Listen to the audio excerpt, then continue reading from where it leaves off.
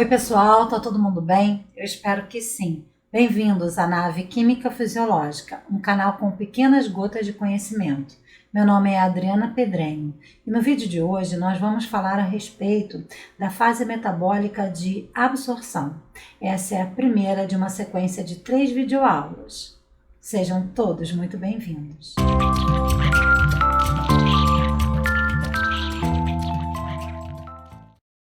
O melhor modo de obter um entendimento das inter-relações das vias metabólicas é conhecer as mudanças no metabolismo durante o ciclo jejum-alimentação, conforme estabelecido nessa figura. É importante a gente ter em mente que o intestino não é um reservatório da onde o organismo pode ir retirando nutrientes quando precisa. Muito pelo contrário, as refeições são digeridas a uma velocidade que depende da constituição química da dieta, independente da necessidade nutricional do animal. Então, o organismo absorve os nutrientes em períodos metabólicos que geralmente não coincidem com o gasto desses nutrientes. Sendo assim, deve haver um sofisticado sistema para manter a homeostase dos nutrientes. Nessa sequência de videoaulas, nós vamos falar dos principais nutrientes supridores de energia, que são a glicose, os aminoácidos, os ácidos graxos e os corpos cetônicos. Chamamos esses nutrientes supridores de energia de combustíveis metabólicos. E os mecanismos fisiológicos para manutenção do suprimento de combustíveis relacionados com a sua demanda é conhecido como homeostasia de combustíveis, que é mantida por diversos mecanismos, incluindo o eixo insulina-glucagon, o eixo hipotalâmico-hipofisário e o sistema nervoso central. Para estes combustíveis metabólicos, existem várias formas de armazenamento e transporte, conforme nós veremos no decorrer dessas aulas. Estes compostos podem ser direcionados para o ciclo de Krebs, para que ocorra então a produção de energia. Aqui nessa figura não está mostrado que os aminoácidos também fornecem esqueletos carbônicos que vão para o ciclo de Krebs, mas eles estão incluídos, como nós vamos ver adiante. Assim, todos esses combustíveis metabólicos podem ser oxidados e convertidos a acetilcoenzima A, que depois é queimada no ciclo de Krebs. Em alguns esquemas, nós vamos ver uma fogueirinha. Ela representa a fornalha, que é exatamente o ciclo de Krebs. Nesse esquema, nós temos as inter-relações metabólicas que ocorrem durante o estado bem alimentado, que também podemos chamar de fase metabólica de absorção. No momento metabólico de absorção, os eventos metabólicos no fígado e nos órgãos periféricos direcionam os nutrientes para a armazenagem. Repare que os aminoácidos e a glicose seguem um caminho diferente dos triacilgliceróis. Isso porque os aminoácidos e a glicose são absorvidos pelos capilares, que drenam o intestino e vão se reunir para formar então a veia porta e levar esses nutrientes recém-absorvidos diretamente para o fígado através da veia porta.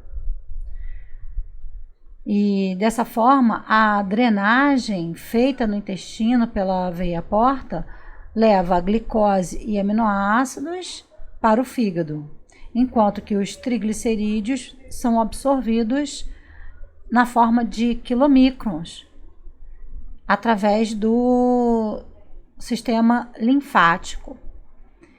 Eles só vão cair na circulação sistêmica na altura da veia cava superior. Mais adiante, nós vamos falar da importância desse percurso diferenciado para os triglicerídeos. Essa circulação enterohepática, ela é organizada de modo que todos os nutrientes absorvidos no intestino que vão para o sangue passem primeiro pelo fígado, antes de penetrar na circulação sistêmica. Isso coloca o fígado numa posição de sentinela, onde ele pode alterar a constituição do sangue portal antes do sangue ser distribuído para os outros tecidos. Nesse esquema está representada a disposição da glicose, aminoácidos e gordura por vários tecidos no estado bem alimentado, ou seja, durante a fase metabólica de absorção. A glicose, ela é captada pelo fígado e uma boa parte dessa glicose que entra no fígado, ela acaba sendo armazenada como glicogênio, sendo que o fígado ele consegue armazenar cerca de 10% do seu peso total como glicogênio. Lembrando que para um fígado humano isso seria equivalente a aproximadamente 100 gramas. Entretanto, essa capacidade de 100 gramas não vai acomodar toda a glicose que é captada pelo fígado durante essa fase de absorção. Isso quando a gente faz uma refeição rica em carboidratos. Então, deve haver um mecanismo adicional para a deposição desse excesso de glicose. E esse mecanismo alternativo é exatamente o quê? A síntese de gordura, a síntese de ácidos graxos. Essa síntese de ácidos graxos ocorre porque, neste momento metabólico, a glicólise está ativa, gerando piruvato, que então é convertido em acetil-CoA dentro da mitocôndria, para que esse acetil-CoA possa penetrar no ciclo de Krebs. Entretanto, nesse momento metabólico, a atividade do ciclo de Krebs já está mais do que suficiente para suprir as necessidades do fígado. Assim, ocorre um excesso de acetil-CoA, que é combinado com o oxalacetato para formar citrato, e esse citrato é transportado para o citosol. E lá no citosol, o citrato vai contribuir com 2 carbonos na forma de acetil-CoA para a síntese de ácidos graxos, sendo que o oxalacetato depois retorna para a mitocôndria para formar piruvato. É importante a gente lembrar que esse excesso de carboidrato que é convertido em ácido graxo é uma reação irreversível. Portanto, o excesso de carboidrato pode virar gordura, mas a gordura não pode virar carboidrato, a não ser que a gente esteja falando de um ácido graxo com número ímpar de carbono. Daí ele fornece esqueleto carbônico para o ciclo de Krebs para ser convertido em glicose na gliconeogênese.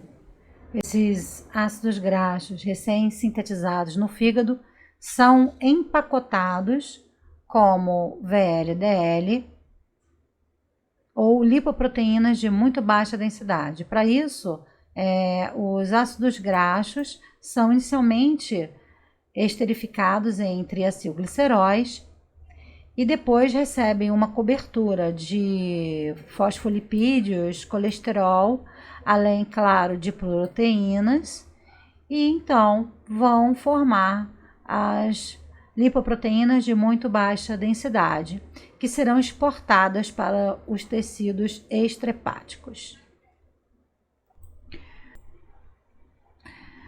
Além de ser armazenada como glicogênio ou convertida em ácidos graxos, a glicose pode ser consumida na via glicolítica ou ainda na via das pentoses. Mas o fígado não capta toda a glicose que é absorvida, claro. Uma parte da glicose segue pela circulação sistêmica e será utilizada pelos outros tecidos, como o cérebro, que é um órgão que quase que completamente depende de glicose para a produção de ATP. Além disso, os eritrócitos e medula renal só podem fazer glicólise. Nesse momento metabólico, a glicose que ganha o tecido adiposo será convertida em glicerol para a formação dos triacilgliceróis que serão armazenados aí no tecido adiposo.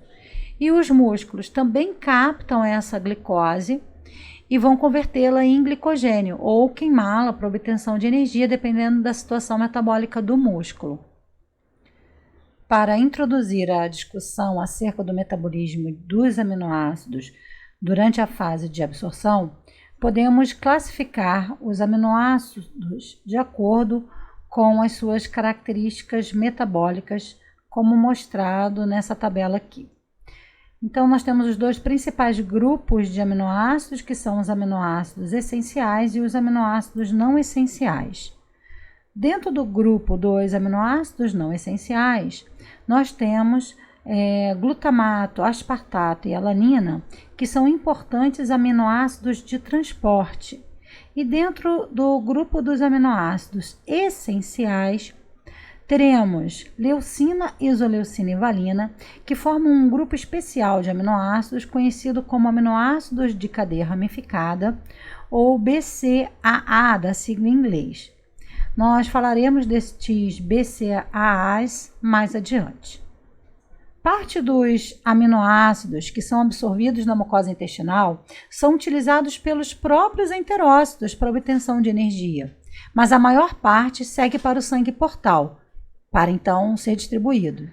Também podem acontecer transformações de aminoácidos dentro dos enterócitos durante o processo de absorção. E isso significa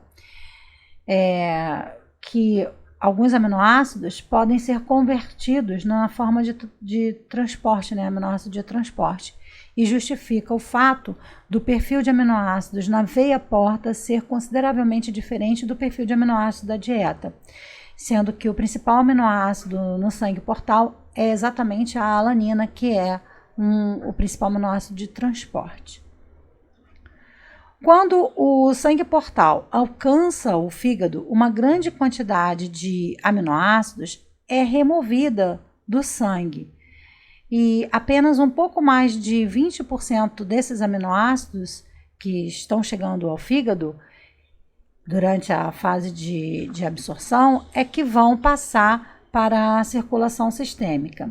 Assim, a concentração de aminoácidos no sangue, assim como também é mantida a concentração de glicose, é mantida uma concentração relativamente constante de aminoácidos durante essa fase de absorção. Podemos observar que o fígado é um importante local de síntese de proteínas, seja proteínas para repor proteínas do próprio fígado ou ainda proteínas sintetizadas que vão ser liberadas no plasma, que são proteínas séricas. Como podemos observar, a maioria dos aminoácidos absorvidos pelo fígado acaba sendo oxidada. Para isso, inicialmente, ocorre a perda do grupamento amino, que é tóxico e precisa ser então convertido em ureia no ciclo da ureia. E o alfa-cetoácido correspondente é direcionado ao ciclo de Krebs, percorre as vias oxidativas semelhantes dos carboidratos para que possam ser completamente oxidados e fornecer energia.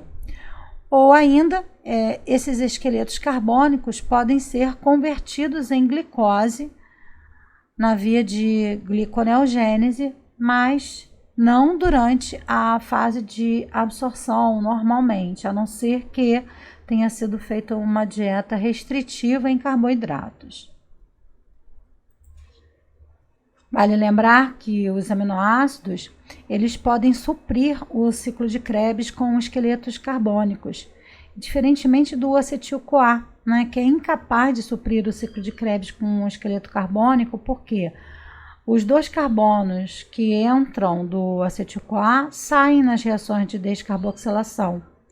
E essa capacidade de usar aminoácidos para suprir o ciclo de Krebs, ou até mesmo produzir glicose, é muito importante nos carnívoros verdadeiros. Por quê? Porque nesses animais, a dieta natural contém grande quantidade de proteína e pouco carboidrato. Entretanto, a necessidade de glicose nesses animais não é menor do que nos outros animais, daí a necessidade dessa conversão. Bem, como eu falei, um pouco mais de 20% desses aminoácidos escapam da captação hepática e são direcionados para os tecidos extrahepáticos. Boa parte desses aminoácidos que escapam são aminoácidos de cadeia ramificada.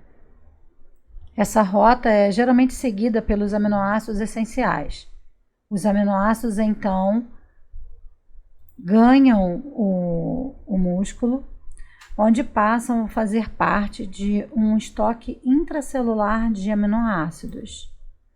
Vamos lembrar que nessa fase de absorção tem uma secreção maior de insulina que irá promover tanto a captação de glicose como também a captação de aminoácidos pelo músculo. Então, essa glicose que é captada pelo músculo é convertida em glicogênio muscular, que será utilizado para o trabalho muscular. Já os aminoácidos vão compor esse estoque intracelular de aminoácidos, que é direcionado para a síntese proteica. Sempre que o estoque intracelular de aminoácidos estiver alto, ocorre o favorecimento da síntese proteica. E quando esse estoque for diminuído, ocorrerá a degradação proteica. Isso não durante a fase de absorção, mas em outra fase. Então, o que a gente pode considerar é que essa proteína muscular tem papel funcional não apenas na locomoção e postura, mas também como um depósito de aminoácidos, como a gente vai ver aqui. Ainda na fase de absorção, é importante a gente falar dos triacilgliceróis que chegam da dieta, seja na forma de quilomicrons ou que foram recém-sintetizados no fígado e empacotados como o VLDL. Tanto os quilomicrons como as lipoproteínas de muito baixa densidade vão transitar pela circulação, alcançando tecidos que se utilizam de ácidos graxos, como o tecido muscular, o tecido adiposo e também a glândula mamária em lactação. E tanto o quilomicron quanto o VLDL, eles possuem uma proteína chamada C2, é a apoproteína C2, que está na superfície do quilomicron e na superfície do VLDL. E essa apoproteína C2, que está presente na superfície da lipoproteína quilomicron e também do VLDL, estimula então a ação da lipase lipoproteica presente no endotélio dos vasos que banham esses tecidos, adiposo, músculo e glândula mamária em lactação. Então, a lipase lipoproteica cliva os triglicerídeos dessas lipoproteínas, liberando ácidos graxos e glicerol, que são absorvidos pelos tecidos e lá reesterificados e armazenados. Essa lipase lipoproteica nos vasos que banham os tecidos adiposos está estimulada pela ação da insulina. Então, durante a fase de absorção, os ácidos graxos, tanto dos triacilgliceróis que estão nos quilomicrons, como os ácidos graxos dos triacilgliceróis das VLDL, são seletivamente transferidos para o tecido adiposo. Então, só para a gente fazer uma recapitulação, durante essa fase de absorção, os aminoácidos e carboidratos que estão em excesso são convertidos em ácidos graxos que vão transitar na forma de VLDL, e esses VLDLs alcançam o tecido adiposo e são armazenados aí. Além disso, aqueles ácidos graxos que foram absorvidos pelos enterócitos na forma de quilomicrons também são esvaziados pelo tecido adiposo. E como se não fosse o bastante, a insulina também direciona a captação de glicose pelo tecido adiposo. E essa glicose é usada para a síntese do glicerol, que será utilizado no processo de reesterificação dos triglicerídeos para armazenamento em gotículas de gordura ou ainda pode ser utilizado para síntese de mais ácidos graxos e assim a armazenagem da gordura no tecido adiposo. Até aqui nós discutimos os eventos metabólicos envolvidos na fase de absorção, também chamada de estado bem alimentado. E nas próximas 2 videoaulas nós vamos falar a respeito da fase de pós-absorção e da fase de jejum. Até lá! Se você gostou desse vídeo, você pode deixar o seu joinha, inscrever-se e ativar o sininho para se tornar um tripulante da nave.